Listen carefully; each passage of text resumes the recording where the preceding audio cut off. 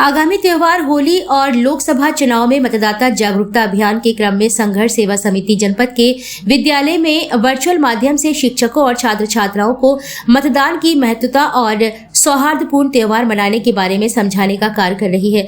इसी क्रम में बड़ा गांव गेट बाहर स्थित लॉर्ड महाकालेश्वर विद्यालय में वर्चुअल मीटिंग का आयोजन किया गया, जिसमें समिति के संस्थापक डॉक्टर संदीप सरावगी ने छात्र छात्राओं और शिक्षकों को मतदान की महत्वता के बारे में विस्तार से समझाया।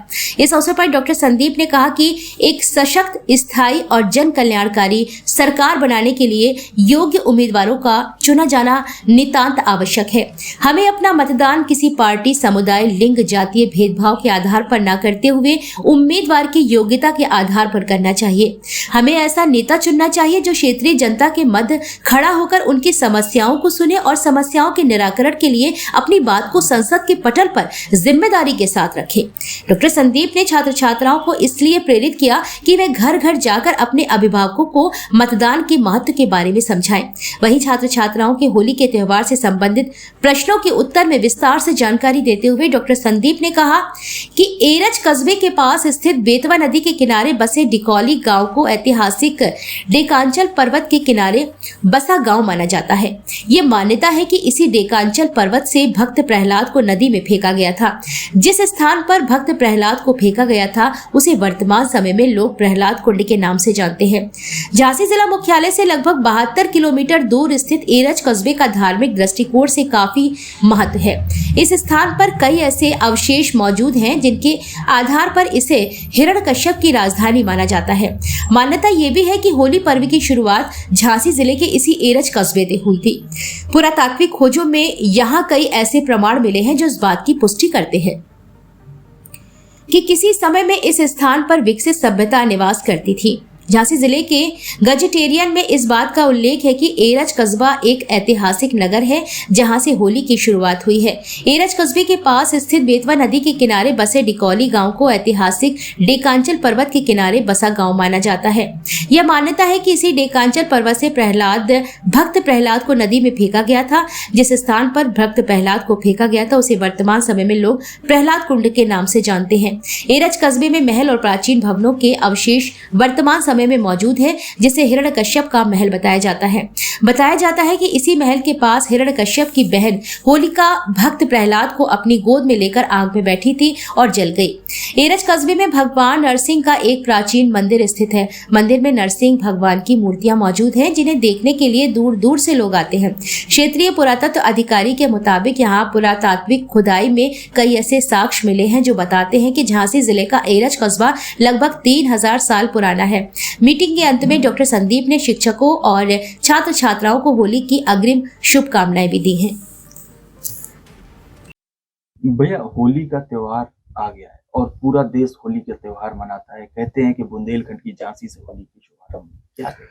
बिल्कुल सही बात है। और सबसे पहले हम सारे बुंदेलखंड वासी, हमारे झांसी वासी और देशवासियों को होली की हार्दिक अनंत शुभकामनाएं देते हैं। और सत्य यही है कि हमारा बुंदेलखंड चूंकि ऐतिहासिक धरोहर है, यहाँ पे अनेक वीरों ने जन्म लिया है और उन वीरों से जुड़ी हुई कई गाथाएं ऐसी हैं जिन्हें आम पब्लिक, आम जनमानस नहीं जानता। उसी में से एक होली भी है। वास्तविकता में होली की शुरुआत जो है वो झांसी से 70 किलोमीटर दूर हमारे झांसी जिले का एक एरच जगह है, एरच, जहाँ होली का त्योहार जो आता है अपना तो पूरा देश रंग गुलाल की मस्ती में सरोकार हो जाता है। लेकिन पूरे बुंदेलखंड और देश के बहुत ही कम लोग जानते हैं पूरी दुनिया को रंगीन करने वाला यह पर्व की शुरुआत झांसी से हुई, झांसी जिले से हुई। उत्तर प्रदेश के बुंदेलखंड क्षेत्र में इस जिले का एरच कस्बा त्रेता युग में इस बात का गवाह रहा है कि हिरण्यकश्यप जो राजा था उसकी हैवानियत का और भक्त प्रहलाद की भक्ति का, होलिका के दहन और नरसिंह भगवान के अवतार का, होली यानी रंगों के पर्व का प्रारंभ होलिका दहन से ही माना जाता है। शास्त्रों और पुराणों के मुताबिक वर्तमान में झांसी जिले का एरच कस्बा त्रेता युग के एरिकक्ष के नाम से प्रसिद्ध था। यह एरिकक्ष दैत्यराज हिरण्यकश्यप की राजधानी थी। हिरण्यकश्यप को यह वरदान प्राप्त था उसे, उस समय चूंकि वरदान बहुत मिलते थे भगवान से, जो इतिहास है कि उसे यह वरदान प्राप्त था कि ना वो दिन में मरेगा ना रात में, ना इंसान से मरेगा ना जानवर से। इसी वरदान को प्राप्त करने वाला, खुद को अमर समझने वाला वो हिरण्यकश्यप इतना निरंकुश हो गया कि जनता ताई ताई माम पे आ गई। लेकिन इस राक्षस राज के घर जना हुआ भक्त प्रहलाद का। क्या मानते हैं, तो एरस प्रहलाद की नगरी? बिल्कुल सही कह रहे हैं। भक्त प्रहलाद की जो भगवत भक्ति से परेशान हिरण्यकश्यप ने उसे मरवाने के कई प्रयास भी किए, जिससे हमारे प्रहलाद जी थे वो बचे। आखिरकार हिरण्यकश्यप ने प्रहलाद को ढिकोली पर्वत से नीचे फेंकवा दिया। ढिकोली पर्वत और जिस स्थान पर प्रहलाद जी गिरे, आज भी वो स्थान मौजूद है, उनके पैरों के निशान वहां पे मौजूद हैं। आखिरकार हिरण्यकश्यप की बहन होलिका ने प्रहलाद को मारने की ठानी। होलिका के पास भी एक ऐसी चुनरी थी जिसे पहनने पर वह आग में जब बैठती थी तो उसको आग उसका कुछ नहीं बिगाड़ सकती थी। लेकिन भगवान की माया, भगवान विष्णु जिन्हें प्रहलाद जी मानते थे, उनकी कृपा और आशीर्वाद से जिस समय वो प्रहलाद को लेके गोदी में लेके होलिका दहन के लिए बैठी, उस समय ऐसी हवा चली कि वो चुन्नी उड़ के प्रहलाद के ऊपर आ गई और उसमें होलिका का दहन हो गया। और सबसे बड़ी बात तो ये है कि जब होलिका जल गई, आज भी पुरातत्व विभाग ने जब वहां पे खुदाई की तो होलिका की गोदी में बैठे प्रहलाद की जो मूर्ति मिली है वहां पे, वो इस बात का प्रमाण है। वहां पे जो उस समय के अवशेष मिल रहे हैं वो इस बात का प्रमाण है कि वास्तविकता में यहाँ पे ऐसा सब कुछ घटित हुआ। और भगवान विष्णु ने नरसिंह के अवतार लिया और गोधूली बेला में अपने नाखून से मंदिर की दहलीज पर हिरण्यकश्यप का जो वध किया।